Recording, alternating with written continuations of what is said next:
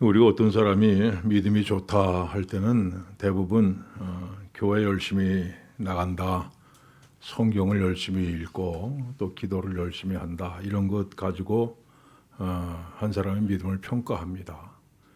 또 거기다가 성경 공부를 또 열심히 한다, 전도를 열심히 한다, 구제를 열심히 한다 그러면 상당히 믿음이 좋은 것으로 평가하죠.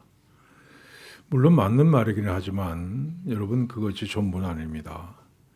믿음은 열심히 전부가 아닙니다. 믿음은 무엇을 얼마나 열심히 하느냐 이것 가지고 평가할 수 있는 것이 아닙니다. 믿음은 오직 얼마나 내가 하나님을 의지하느냐, 내가 어려운 일 만날 때 내 삶의 모든 분야에서 얼마나 하나님을 의지하고 사느냐 이것 가지고 평가할 수 있습니다. 하루는 예수님께서 제자들과 함께 배를 타고 호수를 건너가고 계셨습니다. 제자들은 열심히 노를 젓고 예수님은 배 뒤편에서 주무시고 계셨습니다.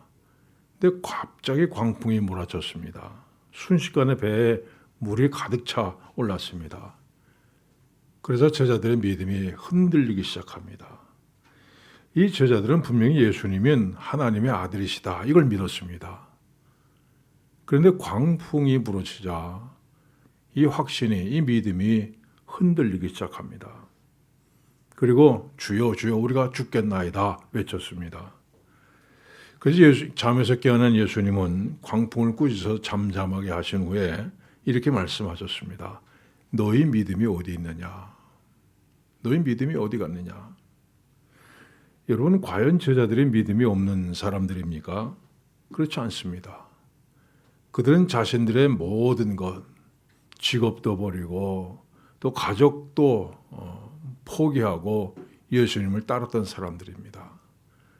지금도 우리가 저편으로 건너가자 하는 예수님 말씀에 순종해서 열심히 노를 젓고 있었습니다. 그들은 정말 열심히 있는 사람들이었습니다. 겉으로 보기에 완벽한 믿음의 소유자였습니다. 그런데 평생 한 번도 만나본 적이 없는 무서운 광풍이 닥쳤을 때 그들의 믿음은 사라져 버렸습니다. 여러분 믿음이란 열심이 아닙니다.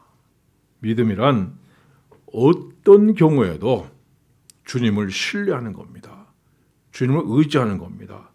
사나운 광풍이 몰아치는 그 순간에도 여전히 주님을 의지하고 주님을 의지하면서 노를 젓는 겁니다. 내가 지금 주님과 함께 있는데 뭐가 두렵단 말이냐? 내가 지금 주님과 함께 있는데 도대체 뭐가 나를 넘어뜨릴 수 있단 말이냐? 여러분 어려운 일을 만날 때 눈을 들어서 주님을 바라보면서 마음을 다해서 주님을 의지하는 여러분들 되시길 바랍니다.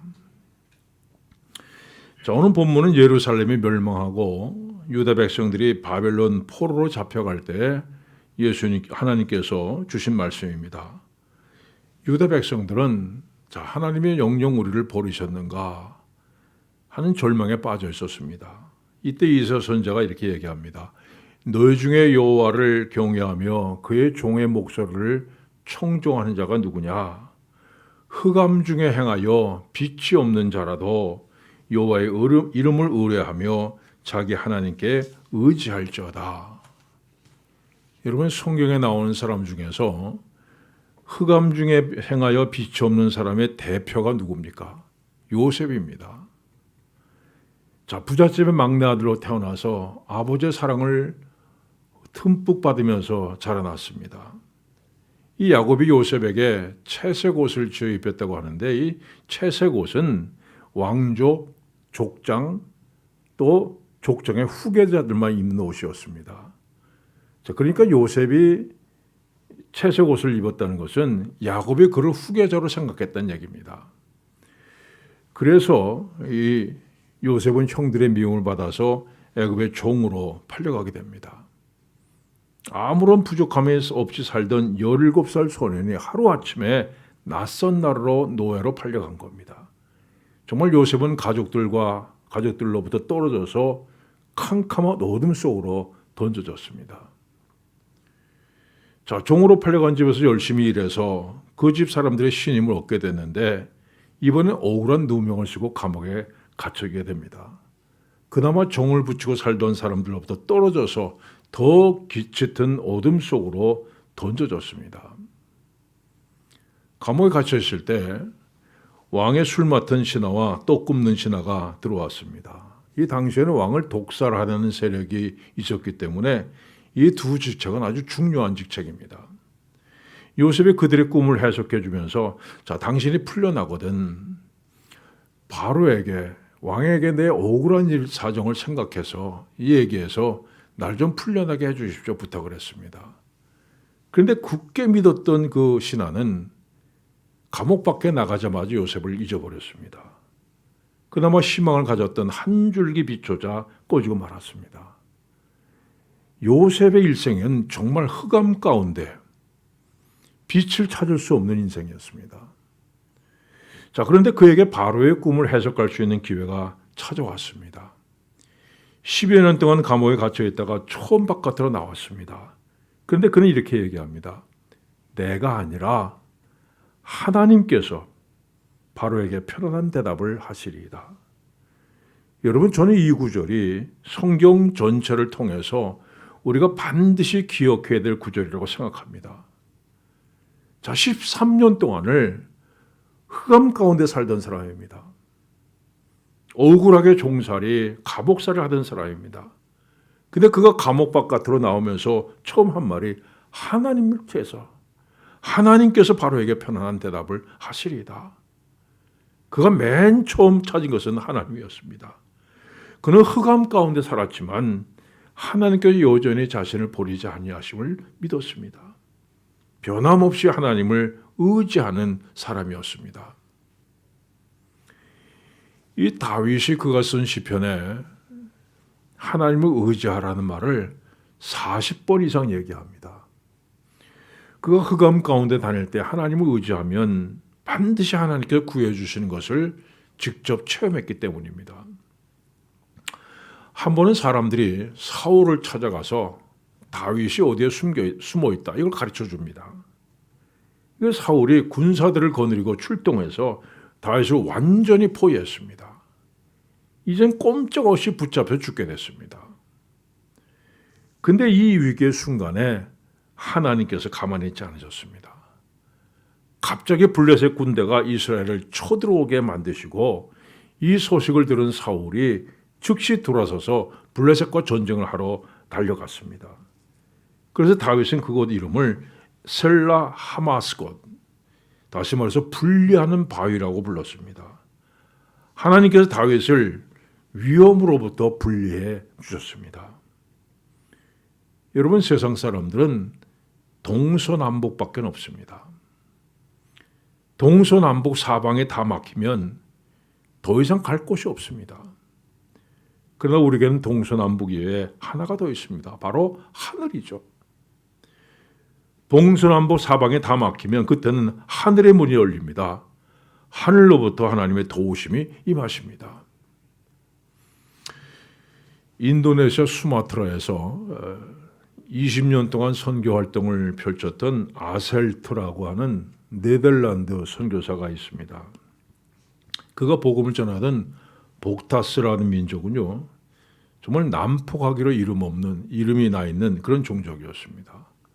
우리가 30주년 기념교회를 세울 때 인도네시아 갔더니 그 사람들도 그러지 않습니까? 그때만 해도 벌써 이렇게 사람을 죽이는 일이 정말 빈번했습니다.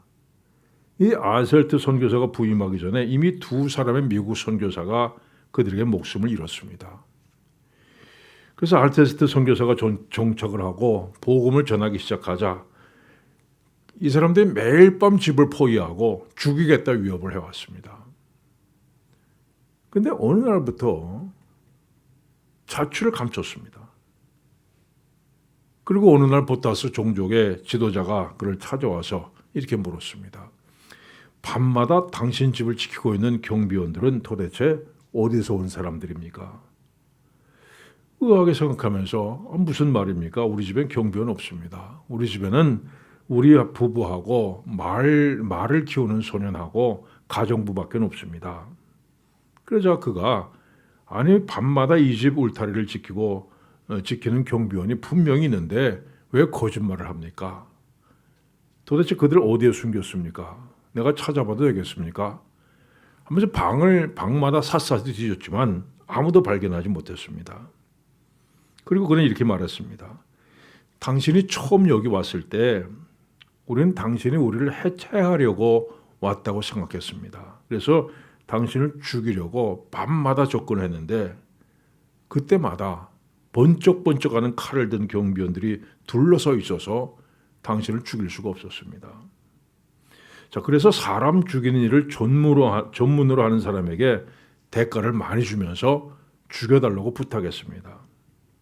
근데 그 얼마 후에 얼굴이 새파랗게 질려서 달려와서 말하기를 몸집이 큰 장정들이 두 줄로 서 있는데 그 손에 쥔 긴 칼들이 번쩍번쩍 빛나는 그 무서운 광경을 보니까 나 같은 거 수만 명이 있어도 도저히 당할 수 없을 겁니다 하면서 쓰러졌습니다. 그래서 우리는 다시는 당신을 죽일 마음을 가질 수가 없었습니다. 이 말을 들은 아설트 선교사는 그 즉시 성경을 들고 열왕기하 6장 17절 말씀을 펴서 보여주었습니다.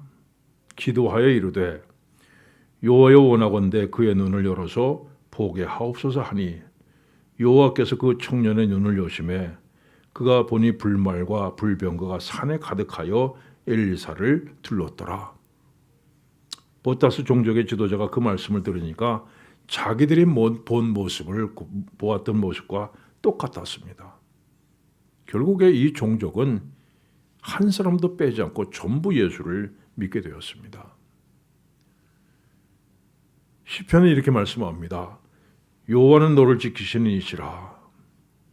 여호와께서 내 오른쪽에서 내 그늘이 되시나니 낮에 해가 너를 상하게 하지 아니하며 밤의 달도 너를 해치지 아니하리로다. 여호와께서 너를 지켜 모든 환난을 면케 하시며 또 내 영혼을 지키시리로다. 여호와께서 너의 출입을 지금부터 영원까지 지키시리로다. 여러분, 하나님께서는 여러분을 지키시는 분입니다. 여러분 평생 하나님 앞에 서는 그날까지 지켜주십니다. 하나님 여러분의 인생길에 동행하십니다. 인도해 주시고 보호해 주시고 일으켜 세워주십니다. 동서남북 사방에 다 막혀 있을 때라도 하나님께서 날 지켜주실 걸 믿고 하나님을 굳건히 의지하시길 바랍니다. 예수님께서 이렇게 말씀하셨습니다. 너희에게는 머리털까지 다 세신 바 되었나니 이 사람의 머리털이 10만 개쯤 된다고 하네요. 그 머리털을 일일이 다 헤아리신다는 말씀입니다. 자, 왜 손가락에다 발가락을 헤아리신다 그러지 않고 머리털을 세신다고 했습니까? 머리털은 쉴 수 없이 자라고 빠집니다. 소모품입니다. 그래서 하나님께서 머리털을 세신다는 것은 우리 모든 사정과 형편, 우리 삶 가운데 일어나는 아주 작은 일들, 우리 삶의 모든 구석구석에 스쳐 지나가는 일들까지 다 헤아리고 계신다는 말씀입니다. 여러분, 하나님은 천지 만물을 지으신 분입니다. 지금도 이 세상을 다스리시고 역사를 주관하십니다. 그러나 하나님은 우리 한 사람 한 사람의 사정과 형편을 헤아리시는 분입니다. 예수님 말씀하셨습니다. 참새 2마리가 한 아사리온에 팔리는 것이 아니냐.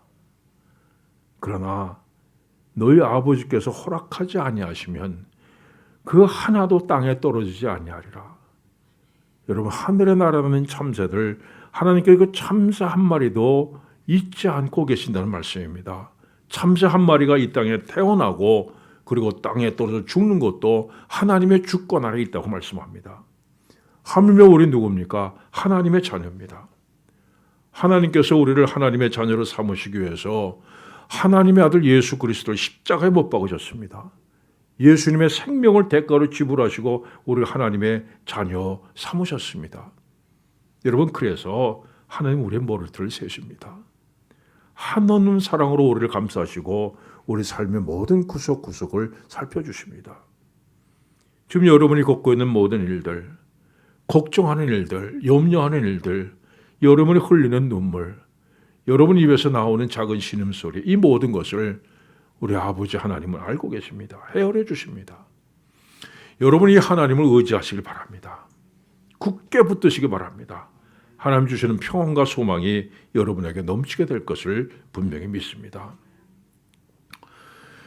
또한 본문이 이렇게 말씀합니다. 보라, 불을 피우고 횃불을 둘러띈 자여, 너희가 다 너희의 불꽃 가운데로 걸어가며 너희가 피운 횃불 가운데로 걸어갈지어다. 너희가 내 손에서 얻을 것이 이것이라. 너희가 고통 있는 곳에 누우리라. 여러분, 불을 피우고 횃불을 둘러띄었다고 했습니다. 자, 흑암 가운데서 내 힘으로 길을 찾아보겠다고, 내 힘으로 나를 지켜보겠다고 불을 피우고 횃불을 둘러서 사방으로 둘러싼 겁니다. 그런데 하나님께서 이렇게 말씀하십니다. 너희가 고통이 있는 것에 누우리라. 유다 나라에 아사라고 하는 왕이 있었습니다. 근데 큰 위기를 만났습니다. 구스, 즉 에디오피아가 100만 명의 군대를 거느리고 공격을 해온 겁니다. 위기를 맞은 아사 왕이 하나님 앞에 간절히 기도했습니다. 여호와여, 힘이 강한 자와 약한 자 사이에는 주밖에 도우리가 없사오니 우리 하나님 여호와여 우리를 도우소서. 하나님을 간절하게 의지했습니다. 이 전쟁의 결과는 어떻게 됩니까? 여호와께서 구스 사람들을 아사와 유다 사람들 앞에서 치시니 구스 사람들이 도망하는지라. 결국 구스 군대는 한 사람도 살아남지 못하고 전멸하고 말았습니다. 자, 하나님을 의지할 때 도저히 승산이 없던 전쟁이 완전한 승리로 끝났습니다. 자, 그런데 또 다시 위기가 닥쳐왔습니다. 이번에는 북왕국 이스라엘이 국경을 넘어와서 유다 왕국 수도로 가는 예루살렘 길에 라마 요새를 건축했습니다. 그리고 이 요새를 기점으로 해서 유다를 공격할 계획을 세운 겁니다. 그런데 아사 왕은 이번에는 전혀 다른 태도를 보입니다. 하나님을 의지하고 하나님께 도움 청하지 않고 아람 나라 베나다에게 도움을 청했습니다. 이 베나다디 군대를 몰고 와서 이스라엘 몇 개 도시를 공격했고, 이 소식을 들은 이스라엘 왕 바아사는 부랴부랴 군대를 철수해서 돌아갔습니다. 결국 아사는 아람 나라의 도움을 얻어서 적을 물리쳤습니다. 그런데 전쟁이 끝난 후에 하나니 선지자가 아사를 찾아와서 이렇게 얘기합니다. 당신이 20년 전에 구스 사람과 싸울 때는 당신이 힘이 있어서 이겼습니까? 하나님을 의지하였기 때문에 이긴 것 아닙니까? 자, 그런데 왜 이번에는 하나님을 의지하지 않고 사람을 의지하였습니까? 하나님의 눈은 온 땅을 두루 감찰하사 전심으로 자기를 향하는 자를 위해서 능력을 베푸십니다. 이제 앞으로 이 땅에는 전쟁이 그치지 아니할 겁니다. 그리고 얼마 후에 아사는 발이 썩어 들어가는 병에 걸려서 비참하게 죽고 말았습니다. 너희가 고통 있는 곳에 누우리라. 여러분, 이것이 흑암 가운데 놓여 있을 때 하나님을 의지하지 않고 내 힘으로 어둠을 벗어나 보겠다고 불 피우고 횃불을 붙여서 사방으로 둘러싼 사람들이 얻는 결과입니다. 사랑하는 여러분, 이 코로나 바이러스로 인해서 우리 만나서 예배도 못 드리고 있습니다. 교회 나오는 일, 봉사하는 일, 어느 것 하나 제대로 할 수 없는 그런 시기를 우리가 지나고 있습니다. 정말 우리 열심 가지고는 우리의 믿음을 증명할 수 있는 방법이 없습니다. 그러나 하나 있습니다. 하나님을 의지하는 겁니다. 이 어려움 가운데서도 살아 역사하시는 하나님은 분명히 믿고 그분을 온전히 의지하는 겁니다. 다윗은 이렇게 고백합니다. 내 하나님을 의지하고 담을 뛰어넘나이다. 여러분, 하나님을 의지하여 담을 뛰어넘어서 흑암에서 빛으로 나아가는 여러분들이 되시기를 축원합니다. 기도하겠습니다. 하나님 아버지, 우리의 힘과 능력과 지혜로는 정말 아무것도 할 수 없는 우리의 힘을 처절하게 깨닫습니다. 모든 것 다 내려놓고 오직 하나님만을 의지합니다. 하나님께서 우리 인생을 인도하시고 하나님께서 지켜주시고 하나님께서 성취하여 주시옵소서. 모든 것을 주님 앞에 맡기는 하나님 의지하는 것을 배워나가게 하여 주시옵소서. 예수님의 이름으로 기도하옵나이다. 아멘.